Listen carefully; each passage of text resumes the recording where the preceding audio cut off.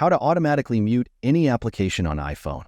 Have you ever wished that when an application is running on your iPhone, a tone is automatically muted or it is at a certain level?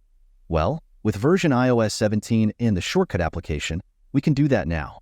First, open the Shortcut application. Select the automation option from the bottom menu. Here, tap on the new automation button. From the list that opens, find the app option and tap on it. In the next menu, we need to select the Is Opened option and make it checked Run immediately. After that, we will tap on the Choose button located at the top of the menu. Here we will select the application we want. As an example, I will choose the Google Chrome application. After that, tap on the Done button located in the upper right corner of the screen, and then on the Next button also in the upper right corner of the screen. After that, we will select the new blank automation option in the new menu, and then the Add Action button in the next window. We will type Set Volume in the search bar and select the option of the same name. All that's left is to tap on the percentage found in here.